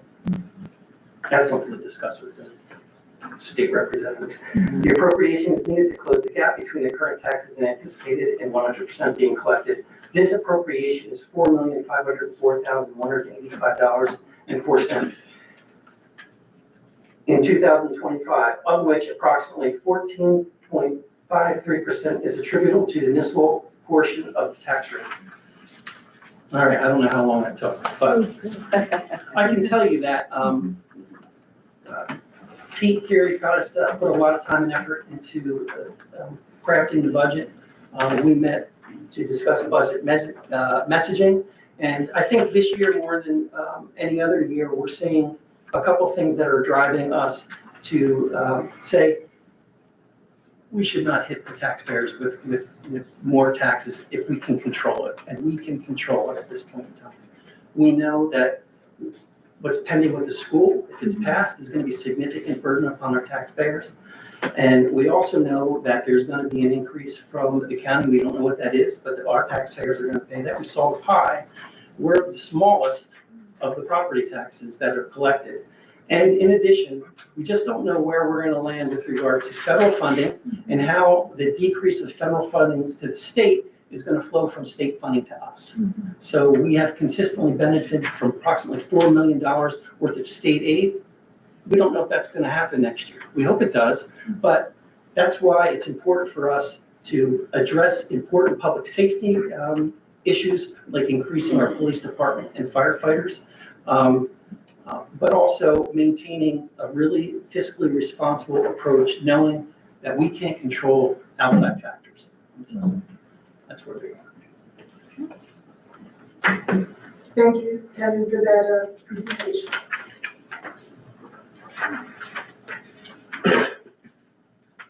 Attorney's report, do you have anything? Mayor, if I could, Mayor, before, sorry. No. I just want to publicly say that I'm flabbergasted and am really impressed by both the manager's work and the CFO's work, as well as all the department heads, to add staff and keep a flat rate when we're not sure about funding from federal and state sources. That to me is a sign that this town has been run really well for a long time, and that we are in a good position to be prepared for what's next, right? In the past, we've had some hiccups, but right now we are not only having a 0% tax increase, we're adding firefighters, we're adding police officers, we're even adding a deputy municipal clerk apparently. And on top of that, we're almost going to be debt-free by 2027. Think about that. This town will not have any outstanding bonds. It's an incredible testament to the long-term fiscal responsibility that council and the manager and the CFO have shown over the past 30 years. So, bravo. And it also sets us up nicely for the emergency facility that we may need to have, you know?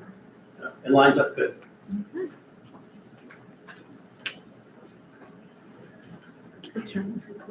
Thank you, Mayor, but nothing to report on that. Yeah, I don't feel so badly about bumping it. These are very extent to this councilman. Love it. Madam Clerk? I do have something to report. March 11th, we know that the special school board election will be taking place. The ballot box is open now. Ballots ballots should be sent out, I guess, sometime this week from the county. And I do want to say something to the council or recommend something, and I'm uncomfortable about really talking about this. Over the last few years, I've had a little pushback from the use of the fire companies as polling places. And because of that, I as the clerk, I should say, have to certify suggested polling places. And those are three of our largest ones. We have about eight districts between some of these fire or more. And, you know, they don't feel, I think two of them feel because we do not own them, that they're not public buildings. They are public buildings and we should be able to utilize them. So I do want to, at some point, I did reach out to the Board of Elections. I did get the law on it, and we are going to utilize that building. I sent out a letter to them asking for authorization to use the building, and I get sometime pushback. And I don't think me or any other clerk going forward, a future clerk, should have to put up with that with the public building. Well, Madam Clerk, if this is the first I'm hearing of it, but please do come to us, and if there is any way in which we can assist in that process, then that really is our role to support you in that way. So I was unaware of that, so. Yeah, because I bring this to your attention because I'm listening to the budget. Mhm. We give public funds. Elections is not an option. It's taxpayer dollars, and those facilities should be utilized, period. Well, we heard you, so we will look into the matter.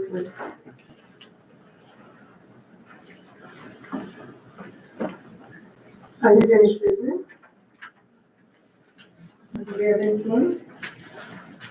Okay, under new business. Did you want to say something? Go ahead, Councilman. Madam Mayor, I would like to, at next month's meeting, go over, make a recommendation that for any council member that's going to go for training of any type, if it costs more than $250, that the full board has to vote on it. That it's just not going to the clerk saying, I'm going to this class or this meeting, and it is accepted. How did, is there a certain budget? I think it was budgeted monies, right, for council to attend trainings? Is that my understanding, Manager Nowinski, Yeah, there is a budget for those. for those things? Okay. May I ask So a is question? is it $9,000 in 2025? Yeah, and we could all, I mean, if there's any type of question, I don't believe that we use Any? minimal of that I'm amount. not saying you two, all right? I'm not saying it's about you two. I'm just bringing it forward that I will tell you this much. Years ago, when I served on this board, there was 3 people on the board I was not on. And they done what's called the walk to Trenton, or walk to Washington. They paid for it out of their pocket. Okay. Thank you for So your all I'm comment. saying is, with something at that cost, it ain't like going to the League of Municipalities. At that cost, council shouldn't have to vote on it. That's all I'm saying. It's very interesting that this has come up since we have been diligent not to spend very little money in the past. And just so it becomes public record, we have requested, the mayor and I, to join legislatures at the Walk to Washington, which is where we have the opportunity to speak to legislators and have direct access without having going through staff to support this township, especially in this environment where we do not know what will happen in the federal government. So I find it very interesting that all of a sudden that there is a request for a vote. And just to be clear, the total amount that is being spent is $375 per person. Now, if we are able to actually achieve something for this township, that would be minuscule. So I really feel that I understand being fiscal, and I understand that it's important that it is transparent. So that's why I'm going on record. Yes, the mayor and I are taking the walk to Washington, because if we can reach legislators to do anything for this township, that's what I'm going to be doing. Because as most of you will learn, I'm very passionate on making sure that this town gets everything it needs. And I'm not afraid to ask. So I should hope that that money will be well spent, and all members of this council were invited to join us. You are absolutely right. All members of the council was invited through the municipal clerk when it came up. What I'm saying is, I get paid to sit up here every 2 weeks, a salary. To spend $300 out of my pocket, it's not a problem, because I want to go somewhere. Okay. For the years I served, I paid for my stuff. I didn't come to the township and ask the township, other than the League of Municipalities, not going to shut me up. They're not going to shut me up. Yeah. Other Yes, than, we are, yes, other yes, than we are going going to to the close. League of Municipalities, Mr. the Konecki, municipality paid. Mr. Konecki, I have a I'm right going to to speak, ask. and I am going to Point of speak. order, Mayor. I think the councilman should be able to speak his piece. I have a right Go to ahead. speak. You can bang all you want, I'm gonna speak. All I'm saying is, Well, then you're it's disrespecting what I'm the saying council. about me. I didn't mention you, Yes, I you didn't did. mention her. I heard this. I called it the walk to Washington. It is the New Jersey You came up Commerce. with saying, you and the mayor. I refused to say the names. I wasn't saying, I'm saying about myself, because I got invited. What I'm saying is, Jim, it could come out of my pocket instead of the township's money. Jim, That's what I'm saying. Jim. Point of order. Do you Mayor, really Mayor, want to Mayor, go Councilman there, okay? Kanapke has a right You to wanna speak. go there? I think you're being very disrespectful. I'm There not was a being different way that you disrespectful. could have You're said that. twisting it the way you You want are it. attacking, I'm fellow. not attacking Yes, anybody. you are, No. okay? And I will not stand for you grandstanding attacking us, okay? Not I'm going not to do it. grandstanding. I'm I'm not not gonna have attacking you. it. I did not Jim? mention your name or I think we're taking recess now, councilwoman's 5-minute name, recess. okay? Recess. Point of order, to our township attorney, can she call a recess? Yes. Just without any vote or anything?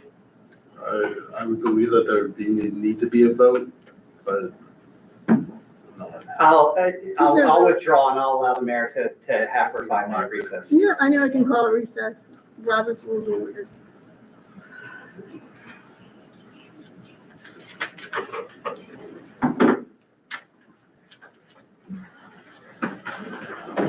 If I may just send the bill to all of you. Check your, Thank you.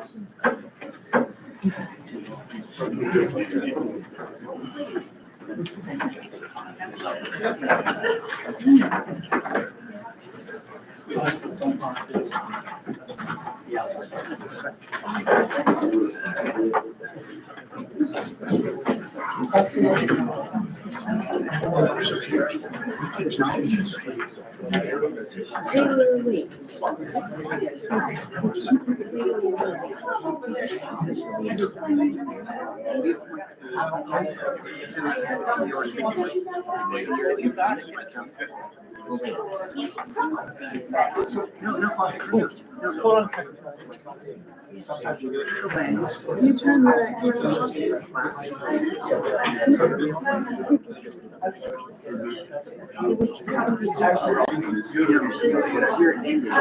just wanted to make sure I said I could see you here.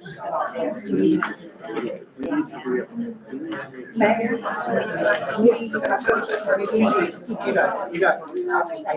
If you're looking at walk outside, because it ends the stream, I can't do that. Okay. Okay? So if you want to go out, if you want to go into your chambers, that could be good. Yeah, okay. I want to stop this. And we'll come back to you. So.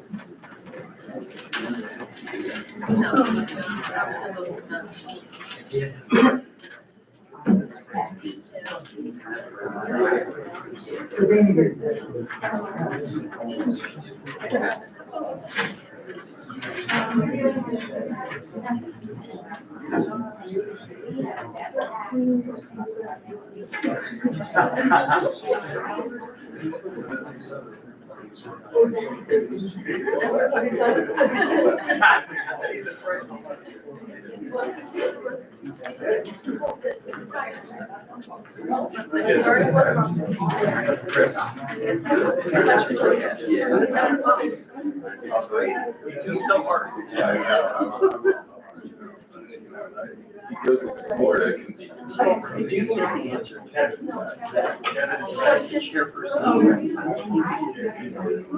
you can make a unilateral. Because you can control, right, it's a disruption. Sure, yeah.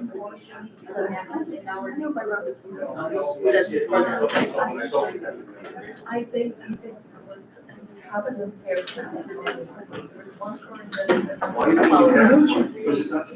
I know. Now it's safe, it's safe. You don't want to say?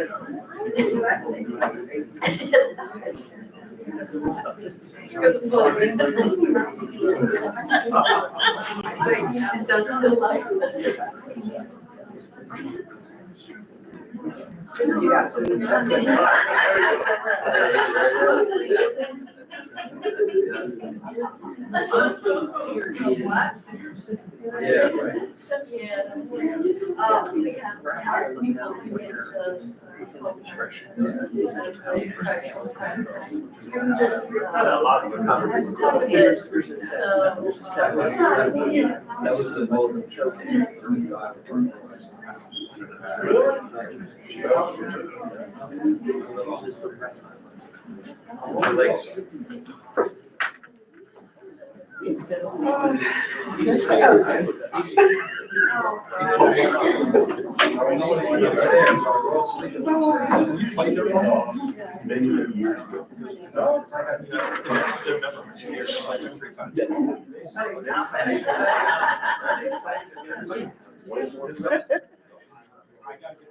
How are you?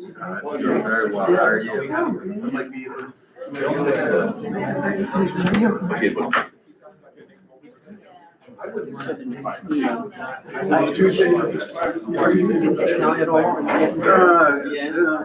So what happened is AI recorders attached to my phone, and I'll show it to you. Because it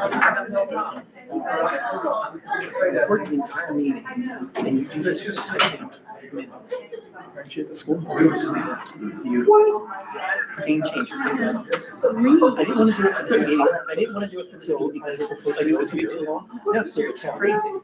I've been using it for like regular meetings, like with developers and stuff. I just tell them, look, I have an AI recorder, and then you hit summary, it summarizes it, and it has your signatures.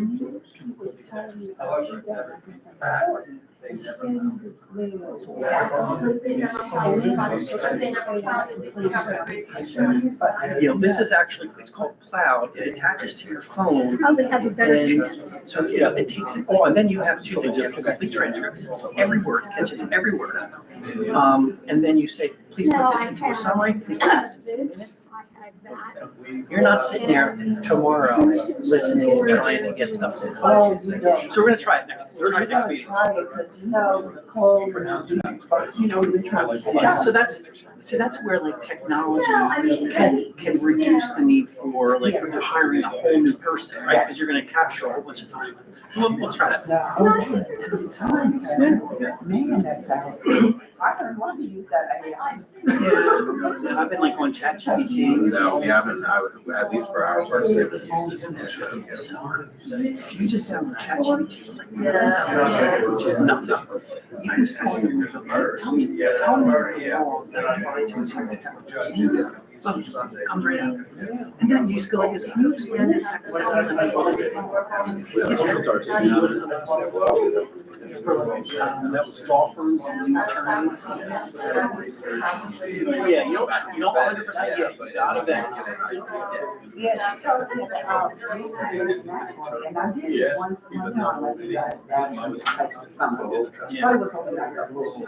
Yeah, but like the more you're on it, you get to figure out how to best use it. It's really cool. Oh, I think wonderful, because Nicole, does the minutes. So this device is like $130. It's like $9. You guys completely.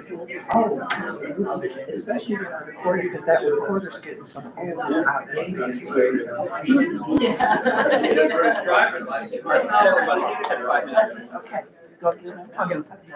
Mayor, is everybody coming out?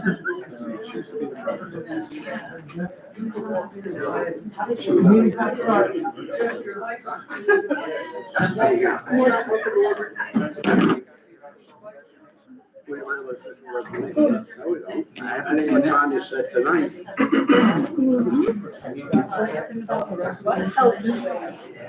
Oh, yeah.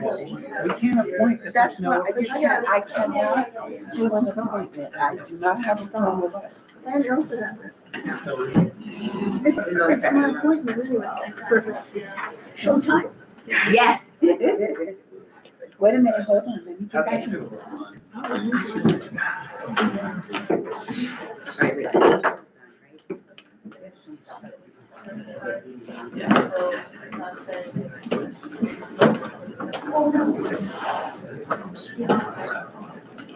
Okay, I'm back in. Alrighty, let's rock and roll. Mr. Nowinski will be back on. We're on it. Okay. New business, appointments to the boards and committees. Yes. Mayor, I'd like to appoint Ryan Coulter to the Environmental Resources and Sustainability Green Committee for an existing four-year term ending 12/31/25.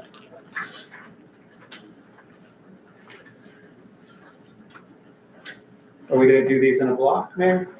Yeah, So, I'll give you a block. In a second? Somebody need a second? Do you have a second? For doing it in a block? No, No. just for Ryan. For Ryan Coulter for Environmental Resources and Sustainability. Can we have a second? He did. Okay. Madam Clerk, call the roll, please. Mr. Bobbitt? Yes. Mr. Kanaki? Yes. Ms. Perry? Yes. Mayor Farmer? Yes. Mayor, I'd like to nominate Councilwoman Perry to the Class 3 Planning Board seat. Second? Okay, Madam Clerk, call the roll, please. Mr. Bobbitt? Yes. Mr. Kanaki? Yes. Ms. Perry? Yes. Mayor Farmer? Yes. Okay, I would like to appoint Mr. Nowinski to the planning board. What is the official title of this class? That's all that needs to be, Okay. just for the record, it's the Planning mayor's board appointment. member, class number 2. Do I have a second? Second? Madam Clerk, call the roll, please. Mr. Bobbitt? Point of order, I believe that's just the mayor's appointment. I don't Right. think Yeah, we council don't have makes. to vote. No, we don't, Okay. no, that is, I'm sorry, that is. Yeah. Oh, I just want to make sure you're, oh, wait, That's just her. all right, It says it right here on paper. all right. Do we have any other, I think that's it. I'm just gonna double check I was- with Elsa. Second, third. If that's an appointment by the mayor, I believe, right?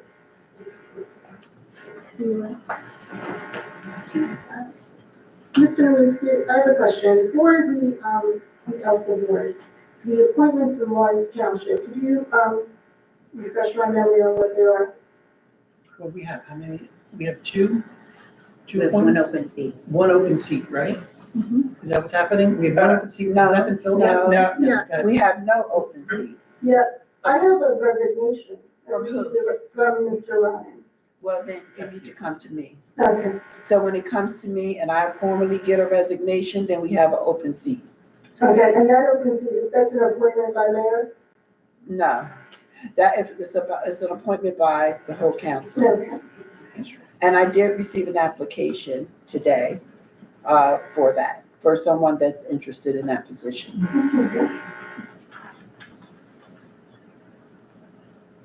All right, moving right along. You received the application today? Okay. Yes. All right. Are there any other appointments this evening? No, I don't think so. The other two, I think you had got a planning board one, but we don't have any openings on the planning board. And that was Miss Claire Russell, I think it was. I made a mistake and put Jen's name on it. Okay. And then, we did get another one in, but I'll put it on the next meeting for you. Okay. It's nothing for public safety either, and we received an application for All that. right. All right, this will bring us now to the public participation, 3 minutes.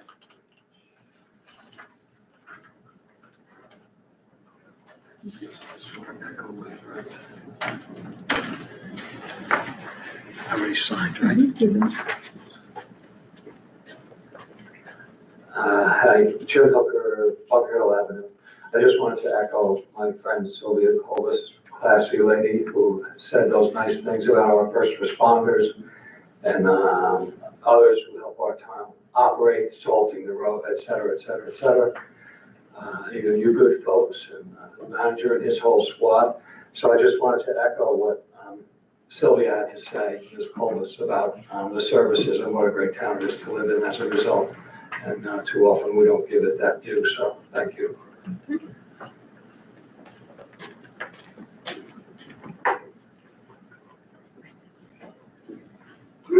no additional public comments, closing out public comments, resolutions. And Mayor, I'd like to move 18A1 through H6 in the block.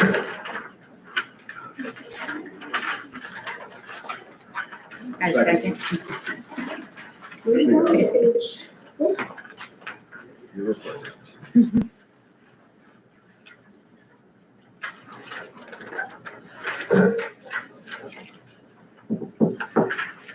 Okay, do we have a second? I did. All right, Madam Clerk, if you will call the roll, please. Mr. Bobbitt? Yes. Mr. Kanaki? Yes. Ms. Perry? Yes. Mayor Farmer? Yes. Okay. Council initiatives and liaison reports. Do you have one, Councilman Bobbitt? Yes, I do, Mayor. Environmental EGAC, as I like to call it, because that's its acronym. We had a great meeting, a couple of new faces from the public there. We talked about a stream restoration project that's going to be happening in off of Texas Avenue in the spring whenever the ground thaws, so that'll be exciting. Live staking, where they put sticks into the side of the stream and they'll take. It'll also be, it's being partially funded by Rutgers as well as AMJAC. And one of the nice things is that members of Public Works are going to be there to sort of learn how they can take those skills and apply them to our parklands and other municipal properties. So that's exciting. I also brought up the idea of whether the environmental committee would like to be interested, take a look at mobility issues within the township, or if that might be something that might be something separate later on that I might come back to council for help with. So they're going to take a look at it. We had one resident who sort of did a report on his trials and tribulations of walking all the way from the Trenton Farmers Market back to the library, and how, I can see Ms. Copus's face. She knows exactly what I know, that's taking your life in your own hands in certain parts of it. So we have some dedicated people on that committee. And then I just wanted to ask, I noticed on Mr. Levine's health report that the Health Advisory Board is missing a council liaison, so we should probably take a look at that. Thanks. Thank you. Jim, any updates on Elsa? No? Okay, Councilwoman? No updates, we're still. Okay. Oh, Mayor, can I ask a quick question about council initiatives? Are there any updates on the mayor's task force for the community center now that we've heard that the part of the budget is $1 million towards that work? And then I'd also like to ask Ms. Perry if there's any movement on her RFP. Okay. So, let's see. The mayor's task force, as you know, we have received back from the architects first the renderings of the recommended improvements to the 295 Everest Crossing Road. I believe council has all had an opportunity to review that report, and that will be shared with the task force at the next meeting, which is scheduled for February 26th, I believe. And that meeting will take place at the community center, where the task force will have a tour and also review the report from the architects as well. What else? And there will be, consequently after that, there will be a community meeting scheduled. And the task force will also be selecting a chair for that committee. What else? And Mayor, when you say community meeting, is that open to the public? Is that open to the public? Yep. And as you know, Councilman Robert, you are always welcome at the task force meeting anytime you want to attend. As well as any other members of council, you're always welcome. What was the other question? To Councilwoman Perry about the status of her task force, since we had some conversation, Jack Oakley had spoken a bit about, So, as per our last meeting, we received 7 bids, which came from throughout the United States, as far west as California and up north as far as Boston. The committee is now reviewing and summarizing each report, which we will then consolidate and present to council for guidance on moving to the next step. This way. And, okay, I also wanted to give an update on the planning board. The planning board met last night. And I just got a more updated, as we reappointed members to that committee, the chair and the vice chair are the same. And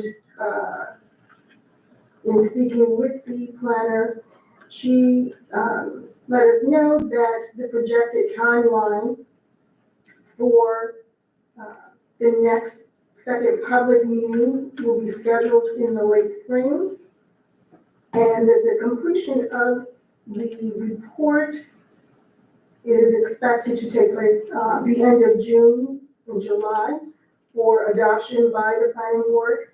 The draft will be ready June, after she has met with some additional stakeholders in the community. What else?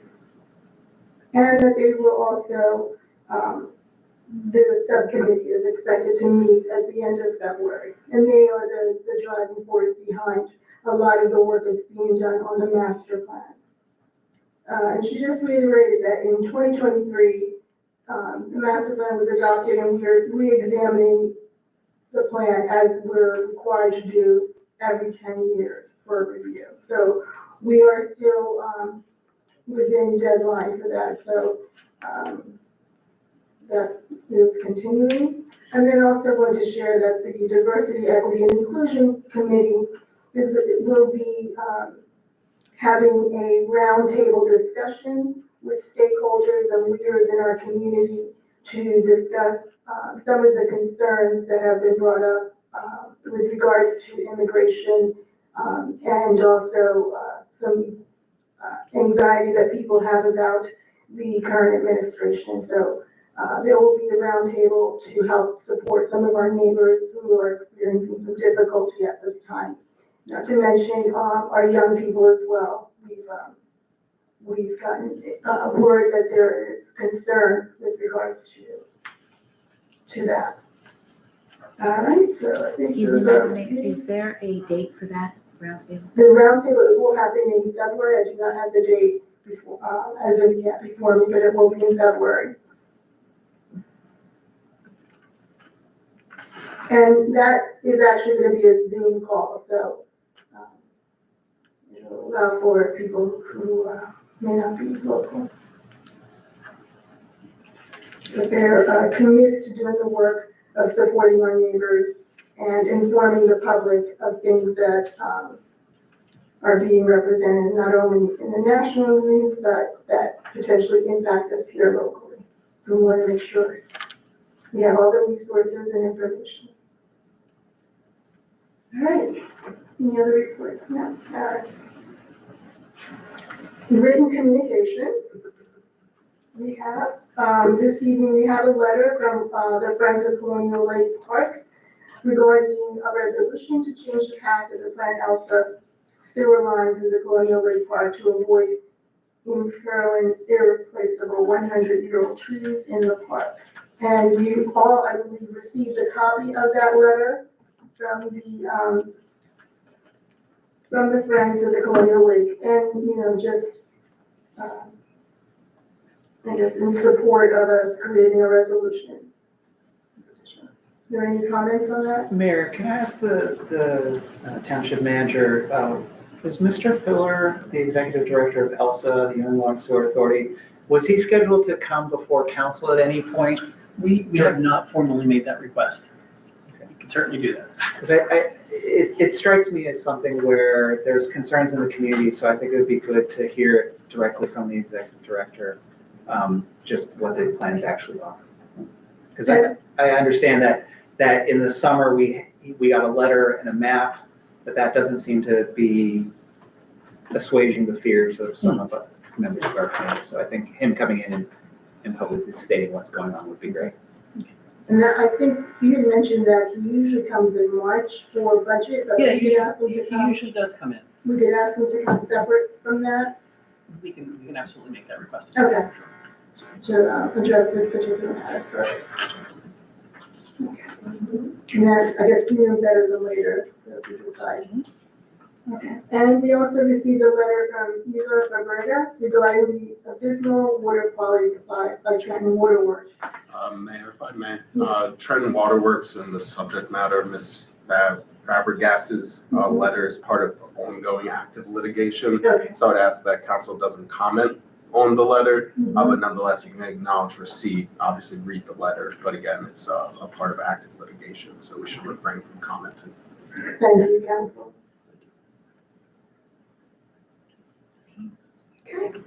Seeing no additional items on the agenda, we will now go into our executive session. We thank the public for attending this evening's meeting and have safe travels back to your final destination. Motion to go to executive session. Second. I said second. I forgot to talk about that. Aye. That was that.